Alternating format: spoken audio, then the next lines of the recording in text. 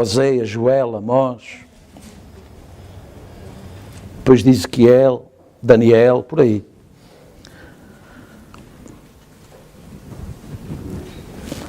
E que o Senhor nos ajude e nos abençoe nesta manhã. Será também igualmente projetado, não sei se já está projetado, tá? Está lá também o texto, se preferirem acompanhar. O livro de Amós, nós vamos ler no capítulo 7, no versículo 8 ao 10, em nome de Jesus Cristo.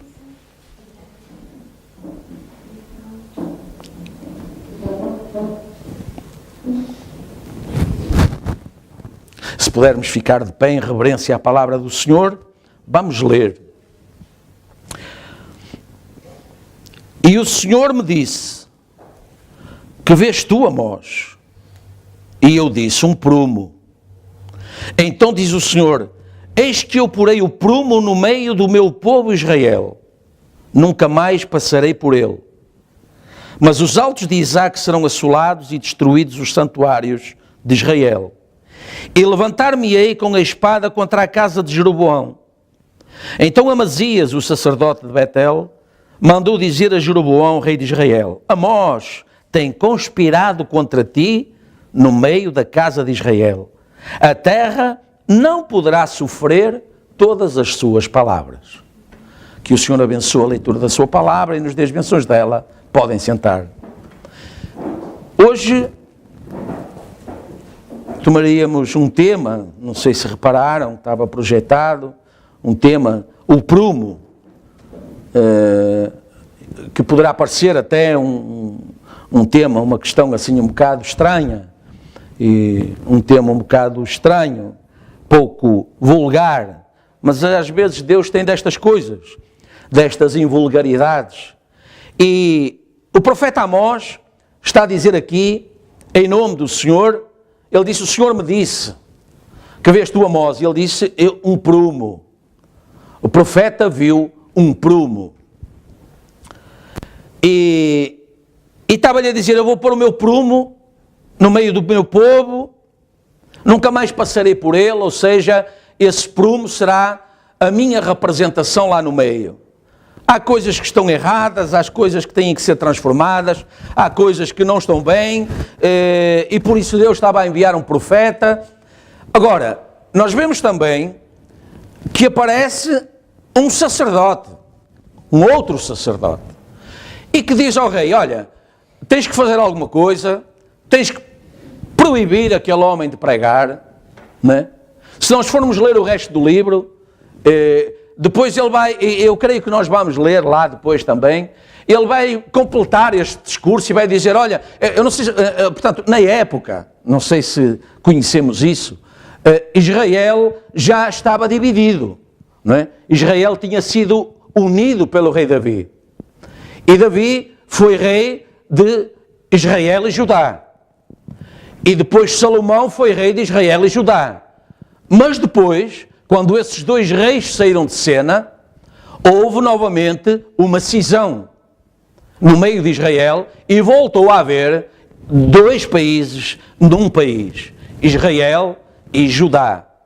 E Jeroboão era o rei de Israel, Amazias era um sacerdote de Israel, Judá tinha o seu rei, tinha os seus sacerdotes, mas Deus levantou Amós e o enviou a profetizar a Israel. E Deus estava desagradado com o que estava a acontecer em Israel, com a condição, nós normalmente, o mais vulgar seria dizer, o mais racional, com a condição em que Israel se encontrava, não é? Mas eu iria tentar dizer isto de outra maneira. Deus enviou o profeta para chamar a atenção da condição de Deus em Israel, não é? Era essa a questão que Deus estava a pôr. Era a forma como Israel estava a lidar com Deus. O que Israel fazia de Deus. O que Israel fazia dos seus atos que para eles eram espirituais, para Deus era uma abominação. Não é? E se nós olharmos o mundo hoje, nós vemos que o mundo está na condição de Israel nestas alturas, nestas circunstâncias, não é? Porque, reparem, nós temos falado isso muitas vezes. As pessoas são religiosas, elas têm uma necessidade de adorar, elas vão às igrejas, mas elas têm muito pouca preocupação acerca do que Deus diz e de pôr em prática aquilo que Deus diz. Reparem, houve muitos versículos que no princípio do meu caminhar com Cristo, da minha conversão, causaram impacto no meu coração. E um deles foi o que Jesus falou no Evangelho de João: aqueles que me amam são aqueles que guardam os meus mandamentos. Jesus disse isso. E o que é isso? As pessoas vão à igreja, leem a Bíblia, ouvem as pregações, dizem amém, na circunstância, uns mais efusivamente, outros menos, concordam com o que ouvem. Mas Jesus disse: mas depois de fazer isso tudo, aqueles que verdadeiramente me amam são aqueles que depois vão e põem isso em prática, são aqueles que os cumprem. Não apenas dizem amém, não apenas dizem aleluia, não apenas são religiosos durante o tempo do serviço. Eu não vou pôr tempo, 1 hora, meia hora, 20 minutos, 1 hora e meia, 2 horas, não interessa, mas durante o tempo do serviço, no momento da igreja, no dia da igreja, eles são um tipo de pessoa. Mas logo o serviço termina e eles voltam à natureza que lhes é familiar. E era contra isso que Deus estava a falar. Normalmente é contra isso que Deus fala, e Jesus enfatizou essa questão, e ele disse: aqueles que me amam são aqueles que cumprem os meus mandamentos, e são aqueles que guardam os meus mandamentos e os cumprem. Não é? Portanto, os põem em prática, os põem em execução. Não é? Portanto, nós vamos à farmácia, não é? Ou por outra, estamos doentes, vamos ao médico, o médico prescreve um tratamento e depois nós chegamos a casa e metemos a receita na gaveta. Bom, isso nunca vai funcionar. E a culpa não é do médico. O médico pode ser uma sumidade, uma pessoa com uma grande revelação, com uma grande ciência, com testemunhos até de atos extraordinários. Mas se nós pusermos a receita na gaveta, nunca vai resultar, nunca vamos resolver o nosso problema, ele vai se manter ou agravar. Normalmente, agrava-se. E depois nós nunca vamos poder dizer se aquilo que o médico prescreveu iria ou não fazer algum efeito na nossa vida. E, por fim, se o enfermo morrer, ele nunca vai dizer que nada veio em socorro dele, que não teve nenhuma chance. Ele teve uma chance, só que ele recusou essa chance, não é? Ele nem sequer experimentou, ele nem sequer a pôs em prática, não é? E era disso que Deus levantou um profeta e enviou-o a Israel, dizendo, repara, o profeta estava a dizer que os altos nós temos estudado isso, eram os locais de adoração, os montes, não é? Os santuários seriam destruídos. Porque, repare, eles não estavam a cumprir a sua função. Agora, se nós fôssemos perguntar a Jeroboão, ou a Amazias, ou ao povo, eles iam dizer que sim.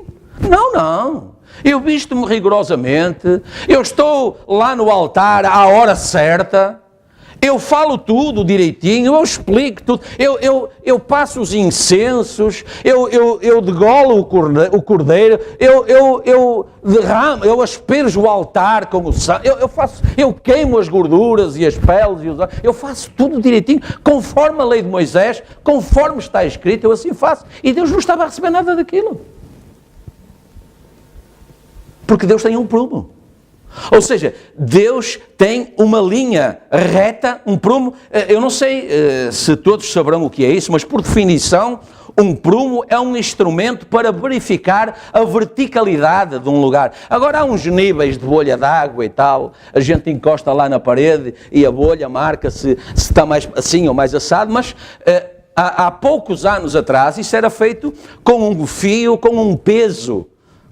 como aqueles das balanças, por exemplo, mas muitos até mais artesanalmente punham uma pedra, alguma coisa que fizesse peso e mantivesse a linha esticada, né?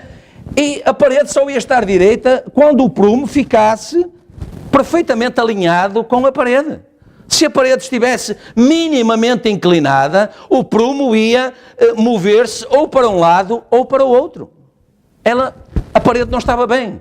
A linha não era reta. E as linhas de Deus são retas. Os caminhos de Deus são retos. Né? Deus não coloca armadilhas. Deus não coloca curvas. Deus não coloca... Deus não é insensato. Nós somos insensatos. Deus não é insensato. Deus não engana ninguém com o mal. A Bíblia diz, ninguém diga que por Deus fui tentado. Deus não tenta ninguém com o mal. Deus tem um prumo. Deus tem um sentido de justiça. Deus tem um sentido de verdade. E Deus prometeu-nos hoje, conhecereis a verdade e a verdade vos libertará. Ou seja, a nossa parede, a nossa vida, a nossa alma estará sempre alinhada com Deus se nos preocuparmos com isso. Se isso for para nós uma questão de vida ou de morte. Porque temos estudado, não é, estas coisas. Vida, Jesus disse, eu vim para que tenham vida e a tenham com abundância. E há igrejas ainda hoje, não é, que tomam isso como uma doutrina e pregam prosperidade acerca disso. Venha para Jesus que você vai ficar rico, você vai andar de Cadillac, você vai ter que fazer um heliporto no telhado da sua casa, você vai, em vez de andar de táxi, nem sequer disso, não é? Jesus vai lhe dar um helicóptero, Jesus vai fazer assim, tudo bem. Porque Jesus tinha dito vida com abundância e Jesus estava a falar de vida eterna. Porque morte significa separação eterna de Deus. É por isso que a Bíblia diz que os filhos de Deus não morrem. Deus tem um prumo. Os filhos de Deus não morrem. Porque morte significa separação eterna de Deus. Por isso é que Jesus disse que ia preparar um lugar para que onde Ele estivesse, nós estivéssemos também. E para que não houvesse dúvidas de que toda a palavra de Deus é verdade, Ele morreu como dele estava escrito, Ele foi sepultado como dele estava escrito, mas Ele ressuscitou passado 3 dias como Ele tinha falado. Se deitardes abaixo este templo, em 3 dias eu o levantarei. E eles estavam a olhar para onde? Para o prumo deles, carnal, mundano, e disseram, mas aquele templo que demorou 45 anos a construir, como é que tu os constróis em 3 dias? Mas ele estava a falar, de acordo com o profeta, ele estava a falar do seu próprio corpo. Os profetas tinham profetizado até ele, que ele viria e que ele seria o Redentor parente nosso. Não é? Os profetas tinham falado e tinham mostrado através da vida de Ruth, não é? Que apesar de sermos gentios, não é? Como a Ruth moabita, viria um Boaz, um Redentor que iria redimir-nos aos olhos de Deus. E isso aconteceu. Portanto, o prumo é um instrumento para verificar a verticalidade e, igualmente por definição, no sentido figurado, verticalidade, eu estou a falar dos dicionários, podem ir ao melhor dicionário que o mundo tem hoje, que é www.google, podem ver lá, verticalidade, por definição, significa retidão, tem outros, não é? Eu peguei na definição que vem ao encontro do meu propósito em usar a palavra, não é? Tem outras definições, mas por definição significa retidão, integridade, honestidade. Certo? Portanto, o prumo de Deus é um prumo vertical, os filhos de Deus são verticais, eles têm neles a natureza de Deus, que é de retidão, de integridade, de honestidade. Isso é o que nós encontramos em Deus. Amém? Ora, nós sabemos que o ser humano é constituído, não é? Vamos voltar lá, são estudos que nós temos sempre, pontualmente, que passar. Eu não sei se está protegido, mas estes 3 círculos são muito conhecidos, não é? Nós somos corpo, espírito e alma, não é? Nós somos um corpo exterior, um espírito que está dentro, que nos foi dado quando a parteira cortou o cordão umbilical, um espírito de vida, não é? Mas dentro há uma alma, Sabemos disso, mas vamos hoje até um pouquinho mais à frente nisso. E cada um destes itens tem em si mesmo características também já nossas conhecidas. Portanto, o corpo é guiado por cinco características: visão, paladar, tacto, olfato, audição.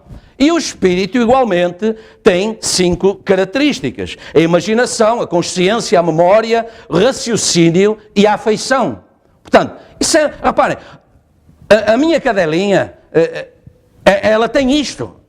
Ela tem memória, ela tem raciocínio, ela tem afeição, ela gosta. Os animais têm igualmente este espírito característico, que é o espírito de vida. Estamos juntos? O que difere? A alma. A alma faz a diferença entre os seres viventes. E eu queria abrir aqui um parênteses, porque ao entrar nisto, não é? Nós temos uma Bíblia que infelizmente não é perfeita. Não é? É uma Bíblia traduzida há muitos anos atrás. A melhor tradução que nós temos encontrado e a qual adotamos é João Ferreira de Almeida, essas coisas assim. E reparem, se nós formos a Gênesis, à criação, nós vamos ver que quando Deus criou todo o ser vivo, a nossa Bíblia chama-lhe alma vivente. Mas está errado. Certo? Porque uma baleia não é uma alma vivente. Se nós formos à King James Bible, que era uma das Bíblias que o profeta de Deus usava, nós já não vemos assim. Vemos que nessa classe de criação, Deus lhes chamou criaturas viventes. E a primeira vez que na Bíblia aparece alma vivente foi quando Deus criou o homem. Portanto, isso aí clarifica um bocado esta situação de quem nós somos, a nossa diferença entre os animais, para os animais e por aí fora, está a ver? Portanto, só quando Deus criou o homem e soprou nele o sopro da vida, Deus fez dele alma vivente. E, portanto, as almas viventes são, vamos lhe chamar assim, os seres humanos, as pessoas. Elas têm uma alma, não é? E, portanto, esta é, assim, por enquanto, aquilo que nós conhecemos até agora. Somos corpo, espírito e alma. O corpo tem 5 sentidos, o corpo exterior, o tabernáculo onde nós vivemos, não é? Tem o paladar, tem o cheiro, tem a audição, tem o olfato, tem o tato e tal. Os animais também têm, não é? Depois tem um espírito que tem imaginações, tem consciência, tem memória, tem raciocínio, tem afeição. Os animais também têm, está provado pela ciência, não é? E há aí uma alma agora que faz alguma diferença. E na mensagem As Águas de Separação, o profeta de Deus diz assim, e eu ainda não era nascido, fiquei muito contente, porque também há mensagens ainda do tempo em que eu não era nascido. E em 55:6 o profeta diz assim: há cerca de 6 semanas atrás eu estava em Chicago e uma grande manchete falava de onde a ciência descobriu no coração humano, no centro do coração humano, há um pequeno compartimento onde nem uma célula de sangue toca sequer. A vida animal não tem isso, mas o humano tem. E a ciência diz que é o lugar da alma. Amém? Está a ver? Portanto, continua, nós estamos num tema, não é? Agora, é assim que aceita Jesus. Diz-nos a mensagem expectativa. Quando ele está a bater à porta do seu coração, ele quer entrar para ser o seu Senhor. E Senhor significa liderança. Não é? Eu sou senhor de algo se aquilo é meu e eu faço daquilo, eu é que dirijo, eu é que governo, não é? Eu é que faço conforme a minha vontade, não é? Portanto, ele só é Senhor, ele pode ser para nós Jesus e Cristo, não é? Porque Cristo significa um ungido, não é? E isso até as denominações aceitam, que ele era Jesus e que ele era o Cristo. Não é? Ele era o Jesus de Nazaré, ele era o Cristo, isso, pronto. Agora, isso é pacífico. Agora, isso é profundo, se nós quisermos ir fundo nisso e saber o que isso realmente significa. E, portanto, o ungido, ele era um ungido de Deus. Portanto, ele estava a ser usado, a mente dele era a mente do próprio Deus. Não é? E Paulo diz que hoje, não é? A noiva é a mente do próprio Cristo. Já leram? Paulo aos Coríntios. Mas nós temos a mente de Cristo. E, portanto, se aquilo que Cristo era, se aquilo que Deus era, estava em Cristo, e aquilo que Cristo era, está na noiva, que classe de povo é esse hoje? Estamos a associar. Portanto, que classe de povo terá que ser hoje esse povo especial de Deus, por quem, pelos quais, e isto causa também algum impacto e alguma divisão aí religiosamente, é que quando ele derramou o seu sangue no Calvário, ele o derramou para redimir esse povo do qual ele é Senhor.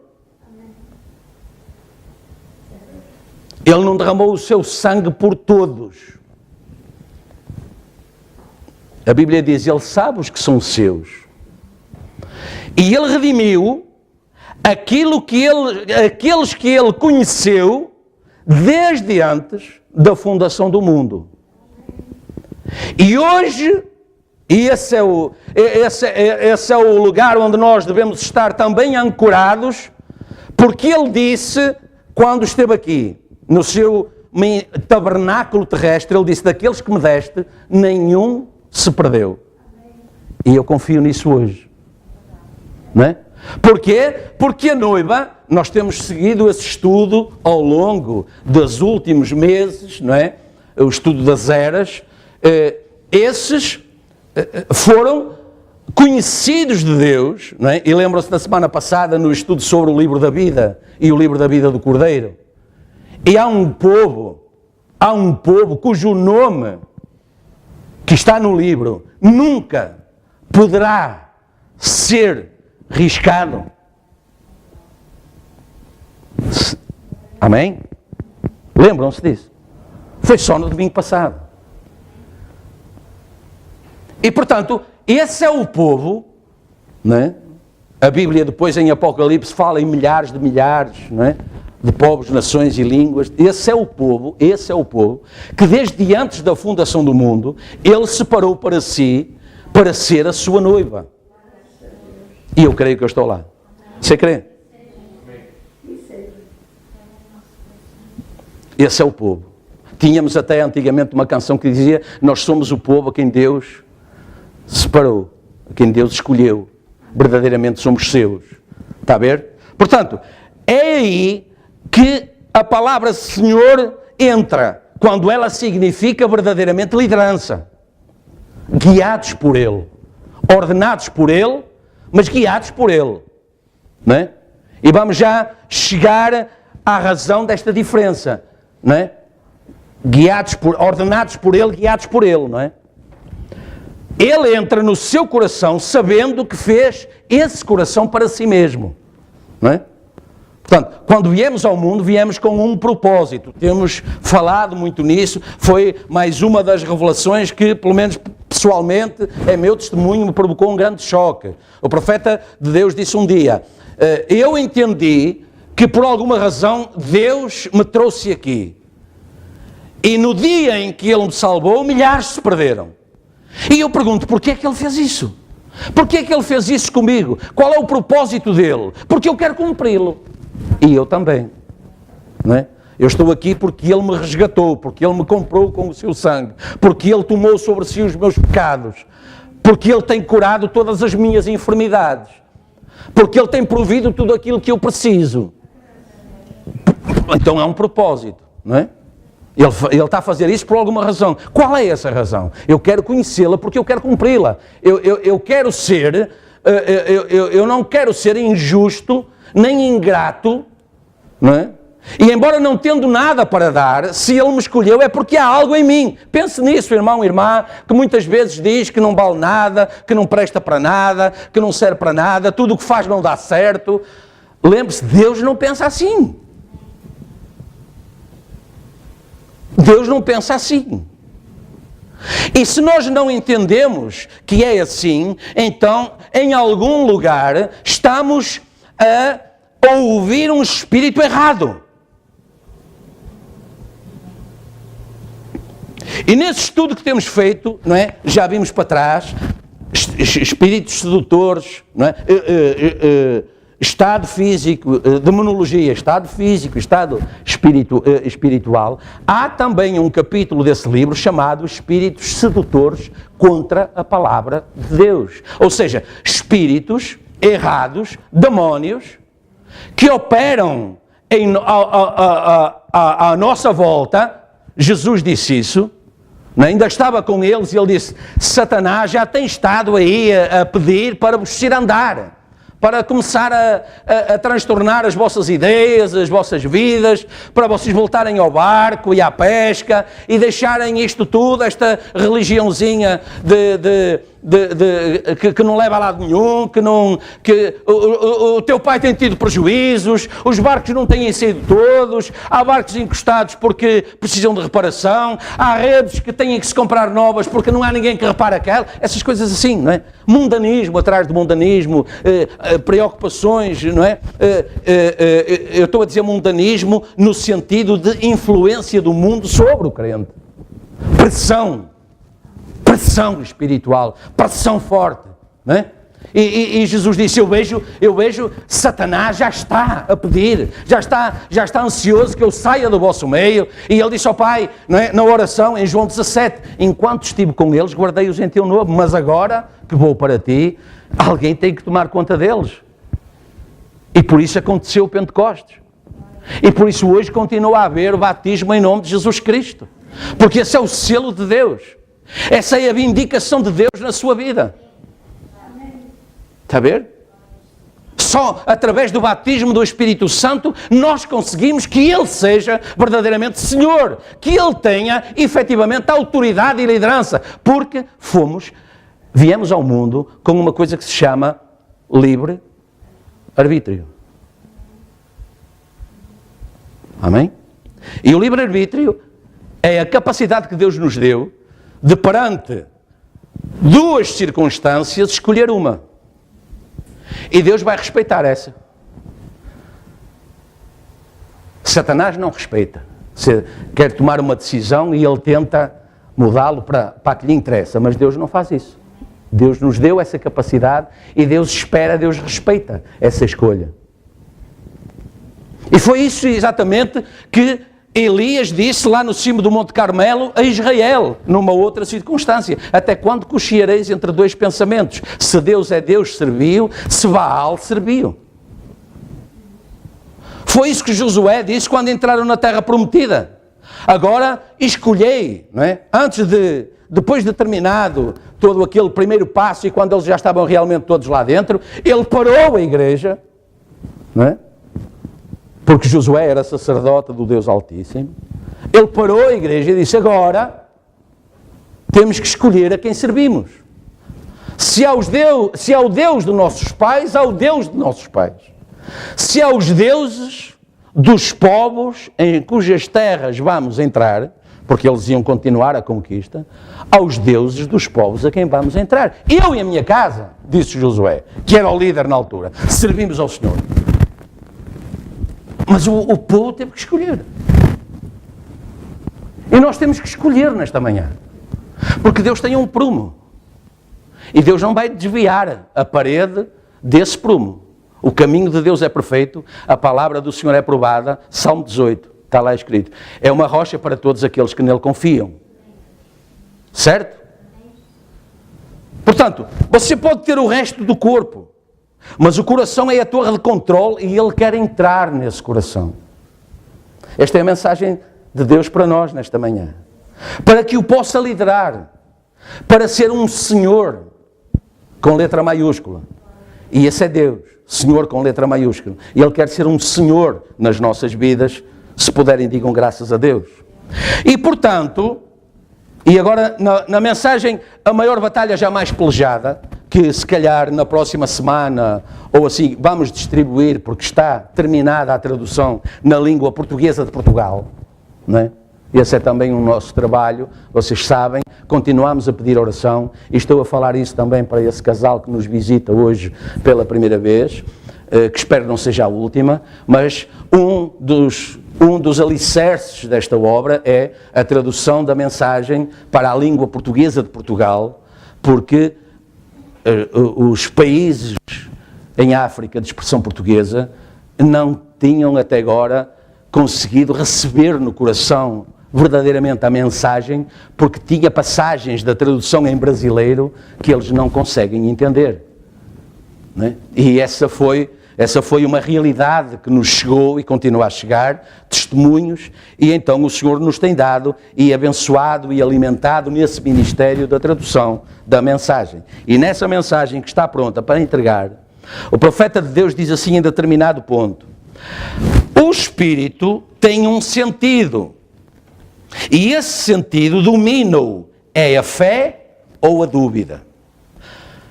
Exatamente, e só há um caminho para isso, é o livre-arbítrio. Você pode aceitar a dúvida ou pode aceitar a fé. Um deles com que queira trabalhar. Agora, eu tomei este tema e isto também nesta altura, antes de entregar a mensagem, para esclarecer que naquela altura o profeta, embora usasse o mesmo sentido para as palavras, ele usava termos diferentes. Ele usava corpo, alma e espírito, e ele dizia que o espírito tinha estas duas naturezas, alma e fé e a dúvida. Portanto, damos conta aqui da palavra espírito. Eu não mudei porque o profeta falou assim. Não é? Agora, nós temos que entender o que é que está aqui. Os conceitos são os mesmos, mas a ordem dos nomes, portanto, embora ele chamasse espírito, ele dizia que lá só estava a fé e a dúvida. E quando ele falava de alma, ele falava a alma com a consciência, com a afeição, com não sei o quê. E portanto, essa ordem aparece até 63, até a abertura dos selos. Depois da abertura dos selos, né, ele põe as coisas na ordem que nós conhecemos hoje. E, portanto, não que alguma coisa tenha mudado, mas, em consequência da época, da instrução e também da nossa realidade em relação à tradução da Bíblia, a nossa Bíblia diz que quando Deus, por exemplo, formou a baleia, ou o cão, ou o tigre, lhe chamou alma vivente, e isso não é assim. Não é? Deus chamou-lhe criatura vivente, e só chamou alma vivente ao homem, porque só o homem é que tem alma. Agora repara, não há dúvidas aqui, é que nós temos um corpo para esta dimensão, com características. O espírito de vida, senão morremos. Reparem, lembram-se quando Paulo pregou até à meia-noite para se despedir do povo? E Eutico, um jovenzinho que estava sentado na beira da janela, adormeceu e caiu à rua e morreu.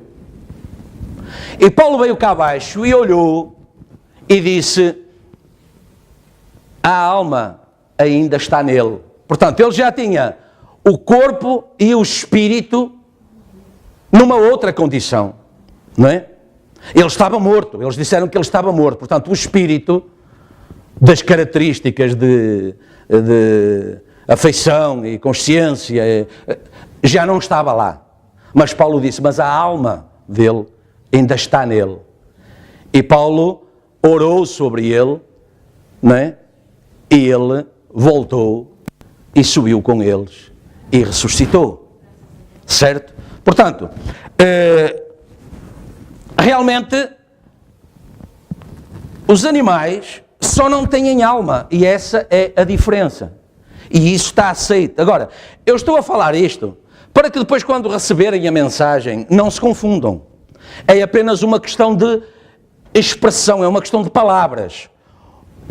O significado está lá, continua lá direito, correto, não é? E depois, como em muitas outras circunstâncias, e como nós também, no próprio dia-a-dia, somos levados a corrigir determinadas coisas, não é? E, portanto, quando receberem a mensagem, saibam que quando lá está espírito é da alma, não é? E depois eu estive a pesquisar um pouquinho, e tem doutrinas, depois há quem faça até doutrinas disso, e diga que a razão porque ficou o corpo, alma e espírito, é que havia um outro espírito de Deus que foi tirado, não é?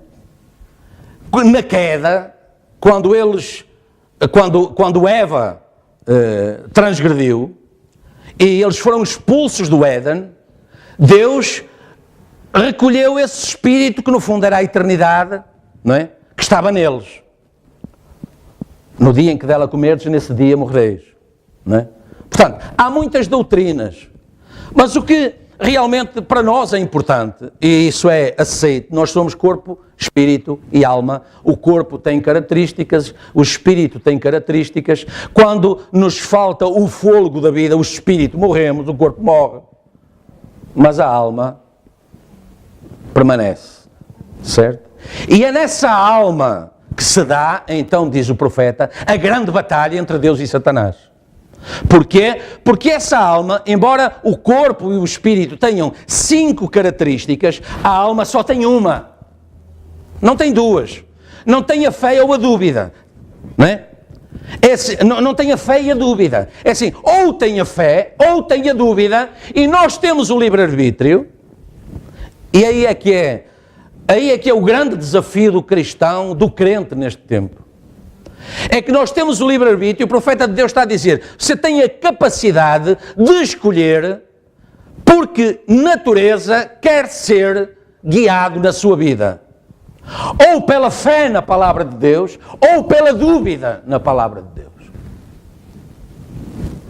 Por exemplo, quando nós ouvimos dizer, e lemos muitas vezes, que os tempos dos milagres já passaram, isso foi no tempo, o batismo do Espírito Santo, não é para agora. Isso foi lá no Pentecostes, no tempo de Pedro, Paulo, Tiago e João. E com isso, que parece assim, pronto, é uma questão de opinião, mas é uma opinião que está a negar a palavra de Deus.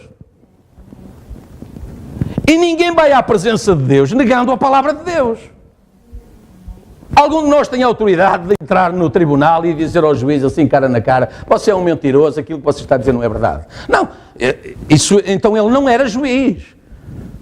Ele é juiz, ele é aceito como juiz. E quando nós lá entramos, graças a Deus nunca entrei, e que nunca tenha que entrar, nem nenhum de nós, mas se alguma vez tivéssemos que lá entrar e ser confrontados com essa situação, era desde logo aceito, antecipadamente, que ele era o juiz e ele ia decidir, e o que ele fala é que é certo.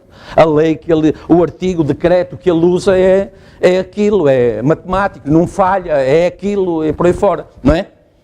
Pronto, já se sabe que podemos argumentar porque é a lei dos homens, se aquele tribunal não tem uma sentença a seu gosto, você recorre para o outro, e para o outro, e para o outro, mas vai chegar ao final onde já não há mais recurso.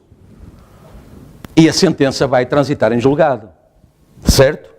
Já não há mais que recorrer. Portanto, há um momento em que nos vamos encontrar com um absoluto, aqui na Terra. Mas o aqui na Terra apenas manifesta aquilo que acontece no céu. Nós podemos ir de escritura em escritura, de doutor em divindade para doutor em divindade, de reverendo para reverendo, mas vai chegar a uma altura em que nós nos vamos encontrar com o absoluto e vamos ter que decidir pelo nosso livre-arbítrio se realmente este é o nosso absoluto ou se esta é a fonte das nossas dúvidas. Amém? Como cristãos, este é o nosso absoluto. Amém? Eu creio. Na mensagem Os Eventos Modernos Esclarecidos por Profecia, o profeta diz assim, note, Há muitas pessoas que não podem crer nisso, até pessoas cheias do Espírito. Vou contar-lhe algo que lhe vai cortar a respiração. O batismo do Espírito Santo não necessita que você vá entrar. Não significa que você vai entrar.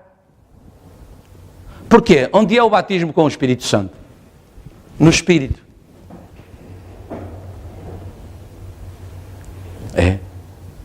É por isso que causa muita confusão no princípio, não é? No princípio do nosso caminhar com Cristo e com a palavra, que Balaão tenha sido um profeta ungido com o mesmo Espírito Santo que Moisés. Que Judas tenha saído com os 70 e tenha voltado e tenha dito: os demónios se nos sujeitaram e nós fizemos assim e nós fizemos assado, e Jesus disse-lhe assim: alegrai-vos antes, porque o vosso nome está escrito nos céus. Estamos juntos? O batismo no Espírito Santo não significa que você vai entrar, não de todo. Repare, ele está a dizer: vou contar-lhe algo que lhe vai cortar a respiração. O batismo do Espírito Santo não significa que você vai entrar de todo, não nisso. Não tem nada a ver com a sua alma. Isso é o batismo, veja. A alma é o interior aqui. E, portanto, ele está lá no círculo a apontar, lá para o meio. E isso tem que vir de Deus. Mas então, no exterior, repara, no exterior você tem 5 sentidos, 5 entradas para contactar com a sua casa terrestre. O interior você tem um espírito e ali você tem 5 saídas, não é? Somos influenciados no corpo pelas imaginações, pela afeição, pelos sentimentos, por isso tudo. Não é? Está triste hoje, o que é que lhe aconteceu? Porque a minha imaginação produziu qualquer coisa que o meu semblante caiu, não é? Certo? Esse é o intercâmbio entre o corpo e o espírito nestas 5 portas de entrada e saída. Está a ver? A sua consciência e amor e assim por diante, 5 saídas para esse espírito. Lembre-se, nesse espírito, você pode ser batizado com o genuíno Espírito de Deus. Parábola do trigo e do joio. A mesma chuva que cai sobre o justo, cai sobre o ímpio. E o mesmo trigo que dá glória a Deus é o mesmo abrolho, não é? É o mesmo sentimento do abrolho, ou do cato, ou da erva daninha que dá glória a Deus pela mesma chuva que Deus dá, pelo mesmo sol. É disso que estamos a falar. Está a ver? É a alma que vive, que foi ordenada por Deus. Ou seja, este corpo e este espírito nunca irão à presença de Deus. Está a ver? Nele, nestas características, nestas afeições, nestas memórias que nós fomos retendo ao longo da nossa vida, isso vai desaparecer. O que vai à presença de Deus é a natureza, a semente, a natureza da semente que estiver na nossa alma. Porque naquele dia muitos virão e dirão: Senhor, Senhor, em teu nome expulsei demónios, impus as mãos sobre os enfermos e eles foram curados, operei milagres e maravilhas, falei em línguas, e ele dirá: apartai-vos de mim, não vos conheço, vós que praticais iniquidade. O que é iniquidade? A Bíblia explica: iniquidade é pecado, e só há um pecado, que é a incredulidade. E a incredulidade é o que? É a dúvida na palavra de Deus. Estamos juntos? Portanto, veja, efetivamente, então nós damos conta que temos corpo com características, espírito com características, e então chegando à alma nós vemos que, avisem-me quando lá estiver, temos a dúvida ou a fé. Estamos juntos? Portanto, voltando ao tema, entendemos que Deus está a dizer pelo profeta que Ele está sempre atento, não é? É isso que significa o prumo. Ele está sempre atento à liderança que está em nós. Se é uma liderança alicerçada na fé ou na dúvida. Estamos juntos? Amós mostrou ser um homem destemido e corajoso, atendendo ao que estavam a dizer acerca da sua pregação, não é? Um dos sacerdotes, provavelmente o reverendo, o sumo sacerdote, o bispo, o papa, não sei, foi ter com o rei e disse: olha, corta a cabeça a esse homem, um pouco como fizeram com João Batista, porque o que ele fala me incomoda, me ofende, não é? E tem irmãos assim nas igrejas, que saem das igrejas ofendidos com a pregação. Não volto lá mais. Ele disse que eu era, ele disse que eu era, ele disse que eu fiz, ele disse que eu sou. Negando a presença de Deus no próprio serviço de onde saíram de dar glória a Deus. Certo? Estamos juntos? Tudo o que aconteceu no reinado de Jeroboão II, que era um homem inteligente, muito capacitado, repare, Israel era de sobremaneira próspera naquele dia. Era um país poderoso, era um país rico, era um país autónomo, era um país reconhecido. Aquele rei era reconhecido, era amado, ele tinha mudado a condição daquele país e daquele povo. Eles, verdadeiramente, se alguma vez tinham tido prosperidade, foi ali. Prosperidade material. Está a ver? Ele era um homem inteligente, muito capacitado, e Israel estava brilhante. Mas havia algo errado. Porque Israel, que devia ser o povo de Deus, tinha-se tornado um país idólatra. Eles adoravam toda a sorte de deuses. Eles tinham ícones, imagens, altos altares espalhados por todo o Israel e iam lá adorar, não é? Ou à Santa Rita, ou à Santa Justa, ou a Santo São Pedro, ou a Santiago, ou a São Tomé, ou... Oh, Tiago, porquê é que você riu quando eu disse Santiago? Você não é santo. Jesus disse: sede santos porque eu, o Senhor, sou santo. Amém?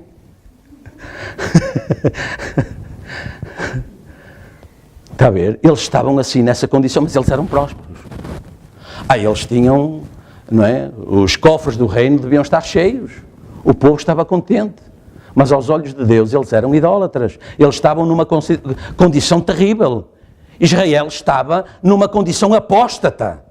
E Deus viu que eles não precisavam de um rei para prosperidade, mas de um profeta para lhes trazer a palavra. E aí veio a reação, não é? Que nós já falámos. Está mais à frente, depois pode ler o livro completo, ou pelo menos este capítulo. Depois Amazias disse a Amós: vai-te ao vidente.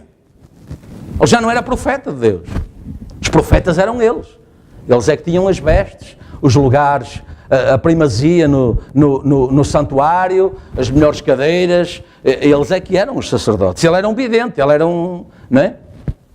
Vai-te ao vidente, foge para a terra de Judá. Está a ver? Não, deixe Israel em paz. Israel está bem, Israel está próspero. Israel tem dinheiro, Israel tem culturas, Israel tem os melhores carros, Israel vai para Judá, vai lá, vai levar essas pregações lá para outros quaisquer. Está a ver? Come ali o pão e profetiza ali, mas em Betel daqui por diante não profetizarás mais, porque é o santuário do rei. Portanto, já tinha deixado de ser o de Deus. É o santuário do rei e a casa do reino. Poder-se-á ter um discurso mais materialista do que este? Mas isto é o que as pessoas dizem. Hoje eu não venho à igreja para ouvir isto, eu não preciso disso. Por quê? Eu estou bem, eu tenho um bom emprego. Não, mas venha a ouvir a mensagem. Olha, não tenho doenças, a minha família está bem, os meus filhos estão bem, o meu salário está impecável, a minha conta bancária está abastecida, eu tenho um bom carro, uma boa casa. A igreja... A prosperidade afasta o homem de Deus. Deus não é um Deus de miséria. Ele é o dono do ouro e da prata. Mas se Deus, quando Deus abre em demasia as janelas do céu, o povo vangloria-se a si mesmo. Não é? Está a ver? Se o salário é 200, nós pedimos a Deus para Ele prosperar e abençoar para que aqueles 200 pelo menos satisfaçam as nossas necessidades mínimas. Mas se Ele for 2000, para que orar? Se vier alguma coisa extra, ou então a gente, temos o Visa, temos o cartão Continente, temos os pontos do não sei quê, a gente arranja, depois vai pagando, não é? E as pessoas esquecem-se. Jesus falou isso naquela parábola do jovem rico, quando ele disse, e tal, descansa a minha alma, porque hoje já não tenho mais onde armazenar alimento, sou rico, não preciso de nada. E Deus disse, louco, hoje mesmo pedirão a tua alma, e o que é que tu tens aqui? Não é? E eu penso nisso muitas vezes, porque, quer dizer, nós tomamos compromissos, aceitamos encargos, a gente compra com o Visa e depois vai pagando, ou a gente compra com o cartão Universo e paga em 12 vezes, sem juros e tal. Mas nós não sabemos se no fim do mês ainda estamos aqui para receber salário e com esse salário poder pagar a mensalidade. Portanto, o melhor é comprar quando tiver dinheiro para pagar logo. Nós estamos a preparar um estudo acerca de finanças, que depois queremos partilhar convosco, eu e o Paulo. Certo? Precisamente por causa disso. Nós não sabemos se no próximo mês vamos poder pagar. Porque eu conheço também casos de pessoas com bons empregos, bons salários, não é?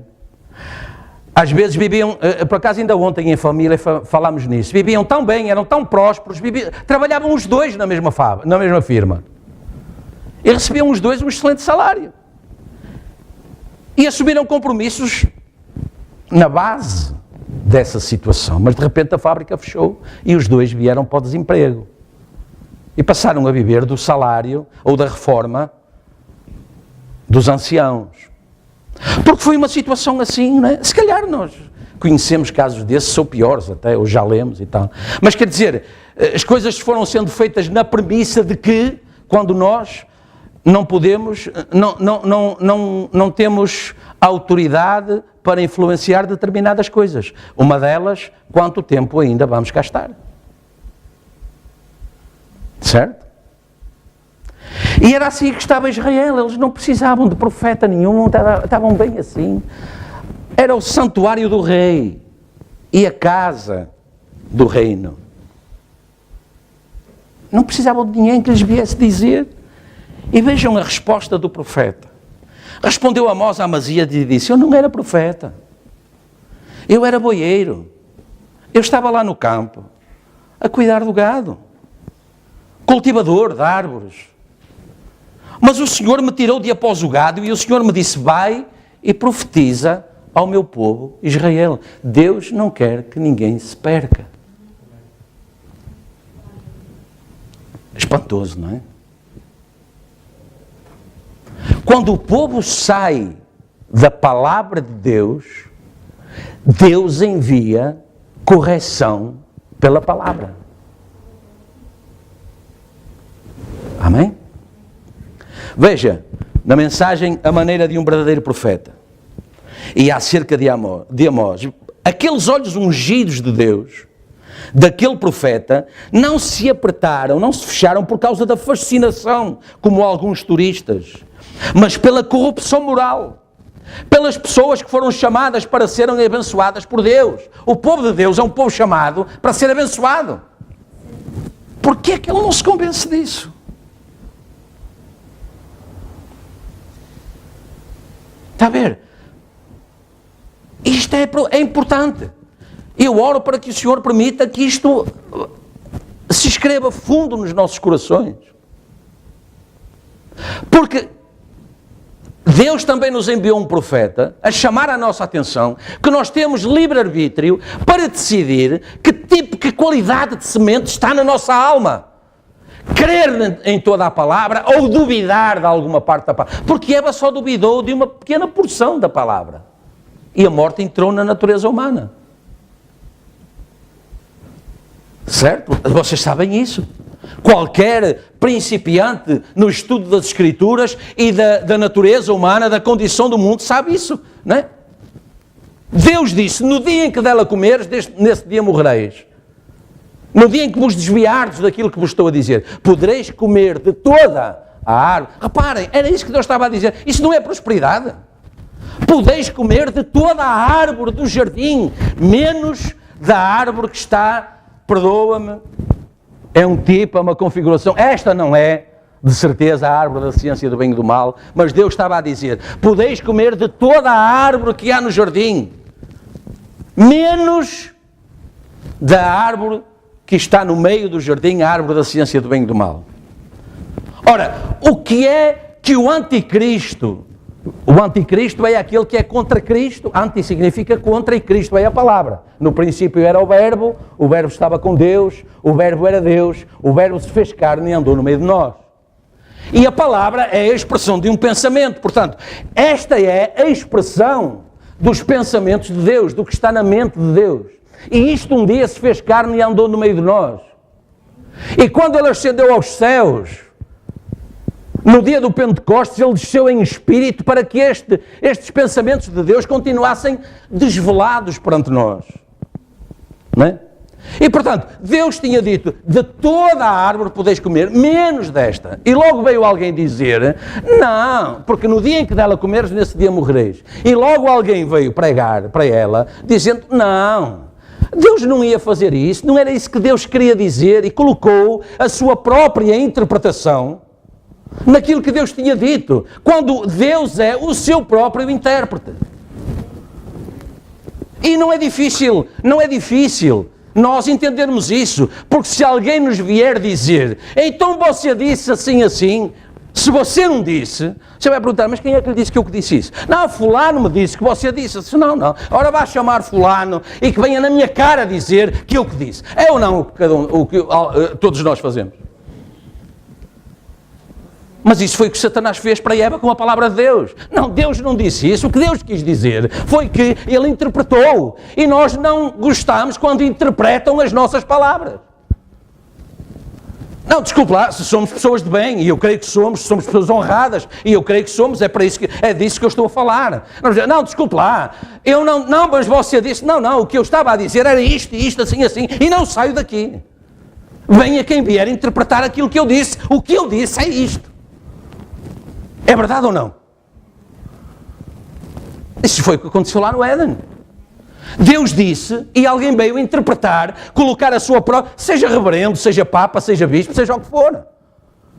Não tenho direito. E eu não aceito. Não sou obrigado a aceitar. Não tenho que aceitar que alguém venha colocar a sua própria interpretação, não é? Sobre aquilo que Deus disse. Agora você diz, mas então, quer dizer, porque é que eu tenho que aceitar o que Pedro disse, Tiago disse, Paulo disse, André disse, não sei quem, e todos os que estão na Bíblia. E o irmão Brana disse, e o Nazeras, Irineu disse, Columba disse, Lutero disse, Wesley disse. Porque a Bíblia também diz que houveram homens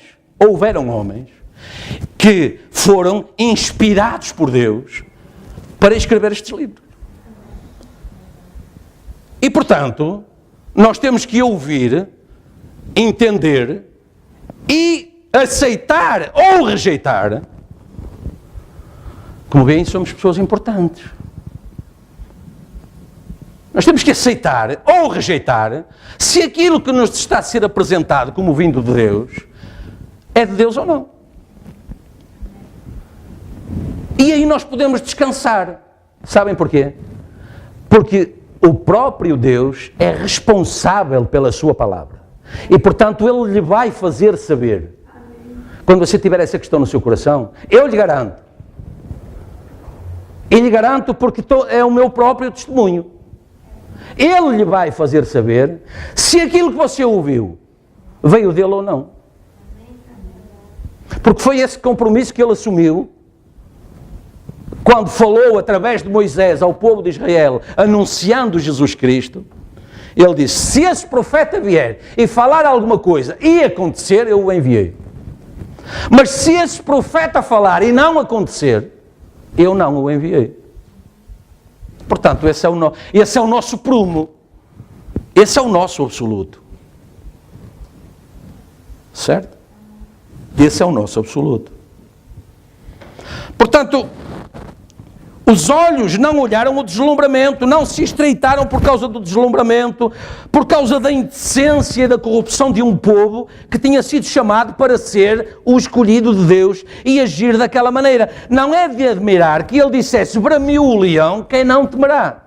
Deus falou, quem não profetizará? Ele viu a corrupção, a decadência. Aquilo era para onde ele estava a olhar. Foi quando ele viu tudo aquilo. Isso não o atraiu. Isso afligiu na alma. Porque ele era um profeta. Entende agora porque é que você sai à rua e vê coisas que lhe partem o coração?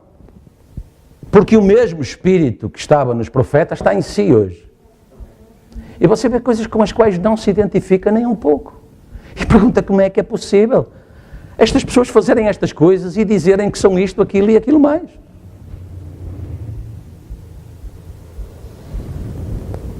E o diabo, repare, ele era um profeta, ele sabia o que Deus tinha prometido abençoar. E que bênção era. E como o povo age com a bênção. E o diabo tinha pervertido nos seus dias do que era uma bênção para uma decadência moral. Ele tinha pegado nessa prosperidade e tinha subvertido, não é? De maneira que o povo já não tinha o santuário de Deus, tinha o santuário do rei, porque o rei é que os tinha colocado naquela condição.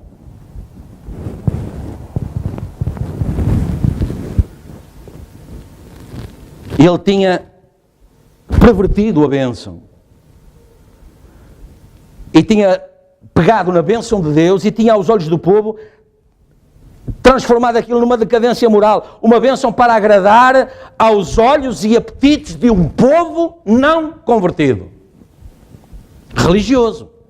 Continuavam a cumprir as festas, continuavam a comer o pão asmo, a assar o cabrito, continuavam a fazer tudo isso, mas nos seus corações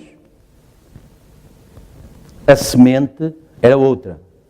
Era um povo não convertido à vontade e caminho de Deus e ao modo de vida de Deus. Esta é a maneira de um profeta, sem compromissos, sabendo o que tem de defrontar, e tudo e todos estarão contra ele.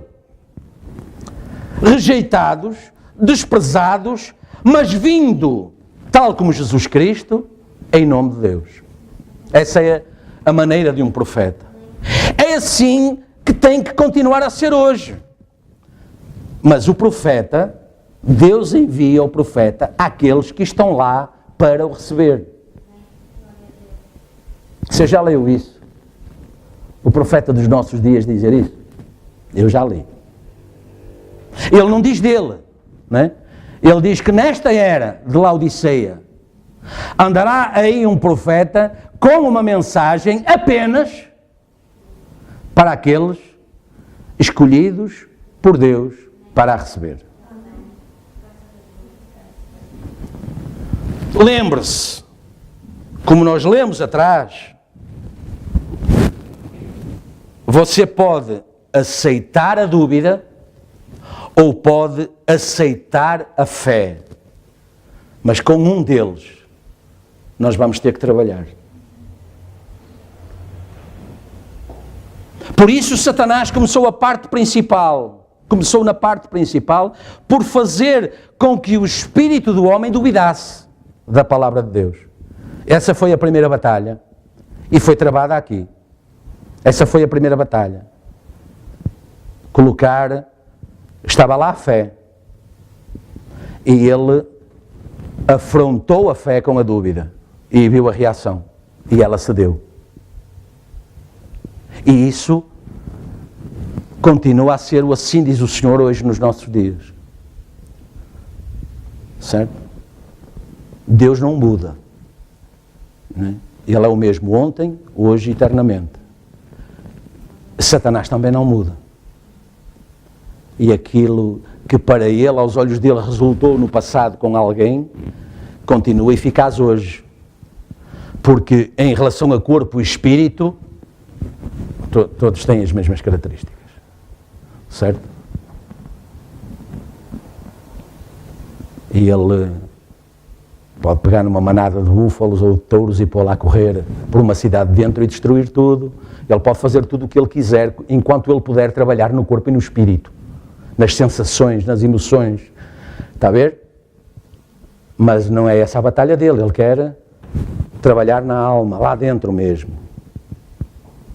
E saber até que ponto é que essa fé vai resistir àquilo que ele tem para a pôr em prova. E nós podemos perguntar, mas então como é que nós vamos conseguir prevalecer contra ele? Porque eu quero prevalecer contra ele. Certo? Eu quero prevalecer contra ele. Como é que eu vou travar esse combate? E nós só temos uma hipótese, é olhar para Jesus Cristo e fazer como ele fez. Porque quando ele começou o seu ministério terrenal, ele aí estava a enfrentar, não é, o que vinha ali. Não é? Foi por isso que o profeta de Deus disse, quando você entra nesta mensagem, as armas do inferno estão todas apontadas contra si. Agora, não tema, porque maior é o que está em nós do que o que está no mundo. Com eles está o braço de carne, mas connosco está o Senhor nosso Deus. E por isso quando ele veio, se tu és o Filho de Deus, então faz assim e assado. E o que é que Jesus fez? Não é? Fez como está escrito em Efésios 6, revestivos do escudo da fé, com o qual podereis apagar todos os dardos inflamados do maligno, tendo na mão a espada, que é a palavra de Deus. Então Jesus disse, sim, mas está escrito. Ele disse, olha lá, está escrito. Sim, mas também está escrito, atira-te daqui abaixo, porque está escrito no Salmo 91. Porque Satanás é o maior teólogo que o mundo tem, não duvido disso.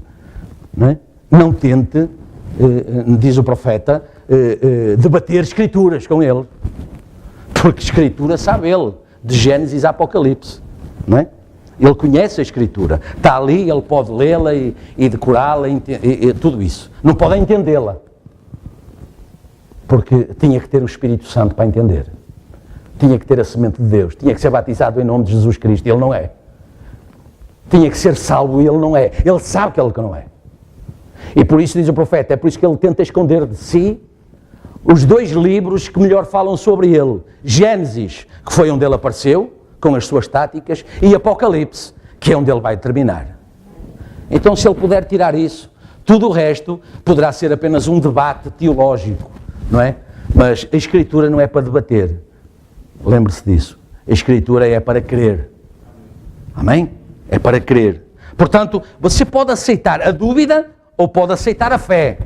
Um deles, com quem queira trabalhar. Está a ver? Com quem queira trabalhar. Portanto, lembre-se, Satanás começou na parte principal por fazer com que o espírito do homem duvidasse da palavra de Deus. Abraão e Sara, firmados apenas, está a ver? Firmados apenas numa promessa de Deus, e eles prevaleceram. Eles prevaleceram. Está a ver? Satanás começou na parte principal por fazer com que o espírito do homem duvidasse da palavra de Deus e começou na parte principal a colocar a sua palavra nesse espírito. Deus começou também na parte principal a começar a pôr a sua palavra. Aí está a grande batalha. Amém? Você pode ter, nós vamos já encerrar, você pode ter pequenas consciências e pequenos sentimentos e pequenas sensações, todas estas coisas não têm nada a ver com isso. Isso são apenas pequenas sensações. Mas quando chega à realidade, a sua mente abre-se. A sua mente ou aceita ou rejeita. É isso, amigos. Deus não quer que nenhum deles perca isto. E ele ora, Deus, que ninguém perca isto. Vê? É a sua mente a que abre a porta ou fecha a porta. Ouve a sua consciência, ouve a sua memória, ouve as suas afeições. Mas quando a sua mente se fecha a estas coisas e deixa que Deus, o Espírito da sua palavra, não o que eu penso, mas o que Deus pensa. O que é que Deus pensa sobre isto? Quando a nossa mente se fecha a todas as nossas sensações e memórias e traumas de infância e experiências anteriores e por aí adiante, e se abre o canal de acesso apenas ao que Deus diz e ao que o Espírito da palavra diz, então todo o sentimento desaparece. Não há nada ali a não ser a palavra de Deus, e Satanás não pode batalhar contra isso, porque ele não pôde com Jesus Cristo.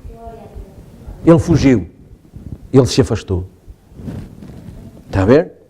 Ele não pode batalhar contra a palavra. Sabemos que é a verdade. Amém? Sabemos que é a verdade. O exército de Satanás traz doenças e o exército de Deus está comissionado a expulsá-las. Em meu nome expulsarão demónios, imporão as mãos sobre os enfermos e os sararão, pegarão em serpentes, se beberem algo mortífero, não lhes fará dano algum. E estes sinais seguirão aos que creem. Agora, repara, no princípio desse discurso, Jesus fala assim: quem crer e for batizado será salvo, quem não crer será condenado. Ou seja, pode haver pessoas batizadas, pessoas que vão à ceia, pessoas que são dizimistas, pessoas que estão, todo o serviço estão lá, mas o seu coração ainda, o canal principal ainda não se abriu a receber aquilo que Deus tem estado a espalhar por entre os seus. Amém? Essa é a nossa questão hoje. E agora, repare, ainda na mensagem das eras da igreja, um dia destes, virá um profeta para a era da igreja de Laodiceia e você vai saber se ele é o verdadeiro enviado de Deus ou não. Sim, vai saber, porque se ele é de Deus, ele vai permanecer nessa palavra exatamente como Deus a deu a Paulo. Se vier até um anjo do céu e vos pregar outro evangelho que não este, não o recebeis, seja anátema, seja maldito. Foi isso que ele disse aos Gálatas, Paulo, está a ver? E agora, o que nos está a ser dito é exatamente isso. O profeta desta era, se ele é enviado de Deus, ele vai permanecer no mesmo evangelho que Paulo permaneceu. Ele não se vai desviar dessa palavra por um momento, nem num jota. Nessa última era, quando houver muitos falsos profetas a surgir, observe e veja como eles lhe continuam a dizer que se não crer naquilo que eles dizem, não é? Que foi exatamente o que Amazias disse a Amós, não é? Nós vamos permanecer com o santuário do rei, e na casa do rei, e casa do reino, o que tu trazes, vai para o outro lado, leva, faz como tu quiseres, não venhas estragar a nossa paz, a nossa prosperidade. E eles estavam a milhas de Deus e não o sabiam. Amém? Nesta última era, quando houver muitos falsos profetas a surgir, veja como eles lhe continuam a dizer que se não crer neles e naquilo que eles dizem, você estará perdido. Mas quando aquele profeta do último dia vier à cena, se ele verdadeiramente é esse profeta, ele vai estar a clamar: volte para a palavra ou está perdido. Amém. Ele não vai fundar-se numa revelação ou interpretação privada, mas sim na palavra de Deus. Amém e amém. Amém. E agora, para encerrar mesmo, eu pedia que viessem os músicos. Eu queria que abrissem comigo em Zacarias 4, para lermos só um pouquinho mais. Zacarias 4 é lá, antes de Malaquias, o último livro do Velho Testamento.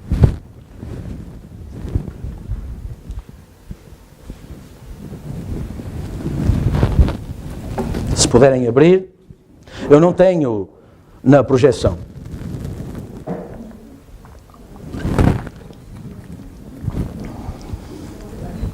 Zacarias 4, versículo 8 em diante.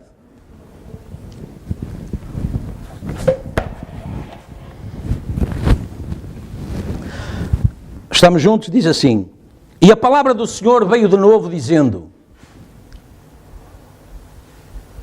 Zacarias 4,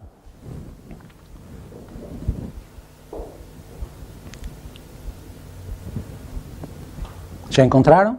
Zacarias 4, versículo 8. Nós vamos ler só um pouquinho para encerrar. E a palavra do Senhor veio de novo a mim dizendo: as mãos de Zorobabel têm fundado esta casa, também as suas mãos a acabarão, para que saibais que o Senhor dos Exércitos me enviou a vós. Porque quem despreza o dia das coisas pequenas, pois esse se alegrará, não é? Portanto, as coisas mundanas são secundárias, não é? As coisas principais têm a ver com a eternidade, se está ou não em nós. Pois esse que se preocupa com essas coisas e despreza as pequenas, se alegrará vendo o prumo na mão de Zorobabel. Agora sabem, reparem, sabe qual é esse prumo? Esse prumo na mão de Zorobabel são os 7 olhos do Senhor. Sabe quais são os 7 olhos do Senhor? Estão lá em Apocalipse 1. São os 7 espíritos, são os 7 mensageiros enviados às 7 eras da igreja. Está a ver? Portanto, isto está a falar, se a pessoa não for entendida, vai dizer, não, mas isso é o Antigo Testamento, é para Israel. Zacarias é para Israel. Mas isto é profecia. Um profeta traz uma profecia, e um profeta é aquele que tem a visão do tempo futuro. Esse é o profeta. E ele está a dizer que esse prumo, Zorobabel, que aqui está a construir o santuário, é um santuário espiritual. Se vocês forem ver, Zorobabel é também chamado na Escritura o sumo sacerdote do Deus Altíssimo. Está a ver? E esse prumo nas mãos de Zorobabel, diz ele agora, são os 7 olhos do Senhor que discorrem por toda a terra. Ide e pregai o Evangelho a toda a criatura. Quem crer e for batizado será salvo, quem não crer será condenado. E depois ele vai também a Israel, não é? Aos 144 mil, e diz, falei mais e disse-lhe, e que são essas 2 oliveiras à direita do castiçal e à sua esquerda? E ele diz que são os 2 raminhos, e vai por aí adiante, e os 2 ungidos do Senhor, e nós sabemos que esta oliveira, uma de cada lado, é o Antigo Testamento e o Novo Testamento, que estão em permanência de dia e de noite, não é? Já estudámos isso nas eras, estão em permanência de dia e de noite. A oliveira dá o quê? Azeite, que é o tipo do Espírito Santo, que está permanentemente de dia e de noite a lançar azeite nessa lamparina para que nós sejamos virgens sábias e quando vier o noivo estejamos prontos para ir com elas. Nosso Deus é bom. Ele cuida de nós, mesmo quando nós não cuidamos dele. E ele está atento às nossas necessidades. Mas ele está atento também, e essa é a nossa mensagem hoje. Não leva apenas o prumo e quando passar ali na loja dos 300, vê lá um prumo por €1. Olha, aqui está o prumo. Não é desse prumo que nós falamos hoje. Nós estamos a falar do poder desse livre-arbítrio que hoje nos permite verdadeiramente identificar qual é a liderança que está em nós. Deus já viu. Se calhar nós ainda não tínhamos visto, mas há uma liderança na base daquilo que nós aceitamos. A fé ou a dúvida. E se tínhamos dúvidas, então vamos agora correr para os braços do Senhor para receber a fé. Enquanto oramos, inclinemo-nos em oração. Bondoso Deus e Pai, em nome de Jesus Cristo, nós queremos abrir o nosso coração e dar graças, Senhor, pela Tua benignidade. Verdadeiramente é certa a Escritura que diz que Tu permaneces fiel, mesmo quando somos infiéis, porque não podes negar-te a Ti mesmo. O Senhor, obrigado por este alerta. Ó Senhor, louvado seja o Teu nome pela Tua benignidade, pela Tua misericórdia, pela Tua bondade para conosco, porque antes de nos cortares, Tu avisas primeiro. Antes de enviar o juízo, Tu envias o aviso. Senhor, eu oro, Pai, para que a minha incapacidade não tenha perturbado nesta manhã a Tua mensagem em momento nenhum. Perdoa-me, Senhor, se troquei alguma palavra, se a coloquei fora do lugar, mas, Senhor, eu estou aqui não baseado em mim mesmo, mas em Ti.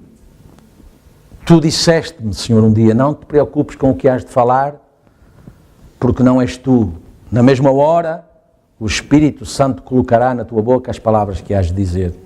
Então, Senhor, que elas tenham sido recebidas na ordem divina de Deus, na tua ordem, Senhor, de acordo com o teu Espírito, com o teu plano, com a tua perfeita vontade, porque só assim poderá ajudar-me, em primeiro lugar, e a cada um dos meus irmãos e irmãs também. Ó Senhor, e é isso que nós oramos e pedimos agora. Ajuda-nos, Pai. Levanta-te em nosso auxílio. Estenda as tuas mãos, a tua mão misericordiosa, como tu fizeste com Pedro. Quando ele se estava a afundar, ele clamou e disse, Senhor, socorre-me. E tu estendeste a tua mão para ele e o puxaste para cima. Senhor, se alguém entre nós está nessa condição nesta manhã, Senhor, puxa-o para a terra firme. Senhor, alicerça-o na rocha. Senhor, puxa-o em misericórdia, Senhor. Puxa-o em poder, puxa-o para a salvação, Senhor. Trá-lo para a terra firme, assenta-o na rocha firme, porque quando a tempestade voltar, ela vai abanar, ela vai rugir, mas a casa permanecerá, porque ela está alicerçada na rocha. Ajuda a nossa fé, Senhor. Tem misericórdia de nós nesta manhã. Senhor, não viemos aqui em vão. Não viemos aqui por não ter mais do que fazer. Não tivemos aqui por não ter mais para onde ir. Nós viemos aqui para te honrar. Nós viemos aqui para ser abençoados. Nós viemos aqui para alcançar uma resposta, Senhor. Quem sabe, nesta manhã, Senhor, estamos aqui, algum de nós está aqui em busca de uma resposta, de uma solução. Oh, Senhor, quem poderá ter a resposta senão tu, Pai?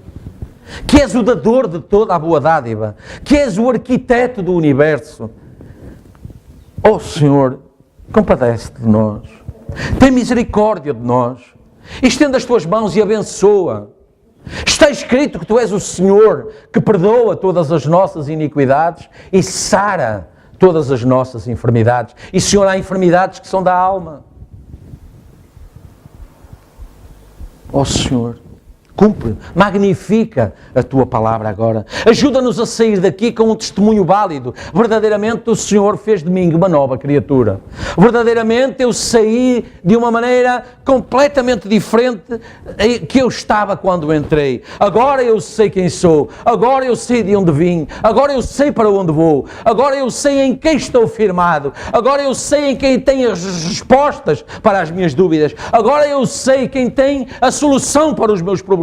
Agora eu sei quem tem a cura para as minhas enfermidades. Agora eu sei qual é o espírito que eu quero na minha casa. Agora eu sei qual é o espírito que eu quero no meu coração. Agora eu sei qual é o espírito a quem eu tenho que orar para encher os meus familiares, os meus amados, os meus amigos, todos aqueles que eu tenho no coração. Oh Senhor, tu és a fonte de onde jorra toda a bênção. Oh Senhor, tu és o socorro. Tu és de onde nos vem o socorro nos dias da aflição. Tem misericórdia de nós. Oh Senhor, a tua palavra tocou demais, Senhor, o meu coração nesta manhã. Oh Senhor, afinal a responsabilidade não é tua. Oh Senhor, afinal eu posso colocar-te fora, Pai. E é isso que Laodiceia tem feito. Essa é a mensagem a Laodiceia. Mas tu permaneces à porta e bates. E continuas pacientemente. Tu és o Deus de amor. Tu continuas em amor a dizer, se alguém abrir a porta, eu entrarei, sentar-me-ei com ele à mesa e cearei com ele e ele comigo. E se ele permanecer até ao fim, ele se assentará comigo no meu trono. Oh Senhor Deus, em nome de Jesus Cristo, expurga o que há algo de errado em mim. Expurga agora o que há de errado em nós. Oh Senhor, cada um de nós representa, Senhor, vidas aqui. Não a própria vida, mas cada um de nós representa lares, famílias. Senhor, passadas, presentes e futuras. Temos jovens no nosso meio, temos casais no nosso meio, Senhor. Potenciais maridos, potenciais esposas, Senhor. Temos esposas que já o são, mães que já o são, maridos que já o são, pais que já o são. Oh Senhor Deus, nós podemos ver a dimensão do que está em causa. Porque tu prometeste no Pentecostes, Senhor, falando a respeito do batismo e do futuro, tu disseste: esta promessa vos diz respeito a vós, a vossos pais, aos que estão longe, aos vossos filhos, a tantos quantos o Senhor nosso Deus chamar. Tem misericórdia, Pai. E tudo isso está aqui, ao alcance do nosso amém. Ao alcance do nosso aleluia. Ao alcance do nosso assim seja. Ao alcance, ao mesmo alcance em que estava do nosso Redentor e Salvador. No entanto, não se faça a minha vontade, mas a tua. Ó Pai, recebe-nos humildemente em tua presença. Envolve-nos no manto das tuas misericórdias. E abençoa, Pai. Cumpre em nós a tua vontade. Tu és Deus benigno. Tu és Deus misericordioso. Pai, cura os enfermos. Que quando sairmos daqui, Senhor, não haja nenhuma dor, nenhuma enfermidade em nós, nenhum abatimento. Mas, Senhor, que possamos sair a saltar como o cervo, a rejubilar e a dar graças. Ó Senhor, com o mesmo sentimento que estava no coração daquela mulher que na beira do poço se encontrou contigo, reconheceu que tu eras o Messias e foi a correr para a cidade e disse: vinde e vede aquele que me disse todas as coisas que estavam no meu coração. Tu és o mesmo, Pai, ontem, hoje e eternamente. Abençoa, Senhor, todo o lar aqui representado. Ó Senhor, envia o teu anjo, Pai. Senhor, enche esses lares da tua atmosfera sobrenatural. Opera um milagre, Pai. Ó Senhor, abençoa a nossa mesa, o pão de cada dia. Abençoa as nossas finanças, Pai. Repreende o devorador. Magnifica a tua palavra, abre as janelas do céu. Tu prometeste, Pai. Derrama uma benção tal que dela nos advenha a maior abastança. E, Senhor, não só material, mas espiritual também. Enche-nos do teu Espírito. Ó Senhor, que o nosso lar seja agora também, Pai, uma extensão do teu santuário. Que deixe de ser a minha casa, mas seja desde agora a tua casa. O teu lar. Porque, como disse Estevão, como disse o salmista, Deus não habita em templos feitos por mãos de homens. E por isso, Senhor, tu estarás na minha casa se tu estiveres em mim.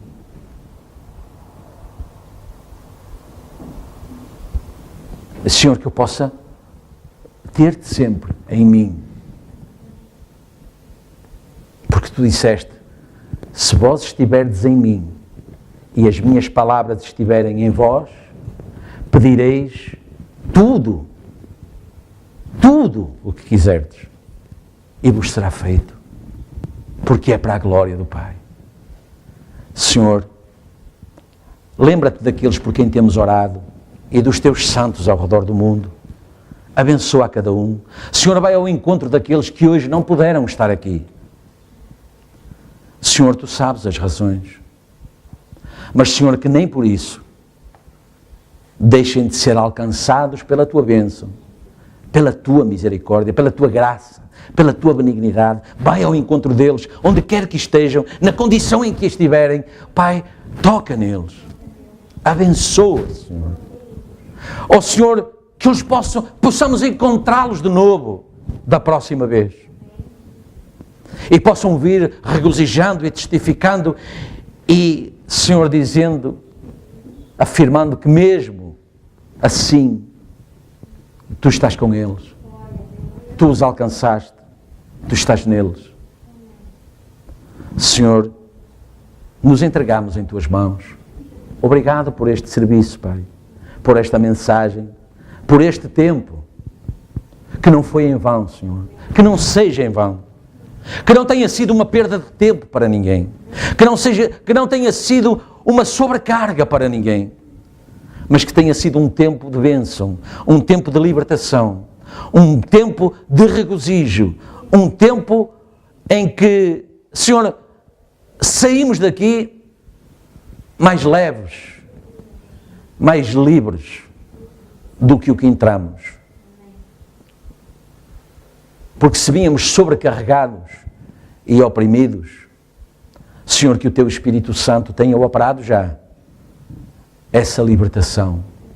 Porque está escrito que nem só de pão viverá o homem, mas ele viverá de toda a palavra que procede da boca de Deus. Que assim seja, Pai. Recebe, Senhor, toda a honra e toda a glória, pois pedimos e agradecemos estas coisas confiadamente, no nome que é sobre todo nome, o nome de nosso Senhor e Salvador Jesus Cristo. Amém, Jesus. Amém.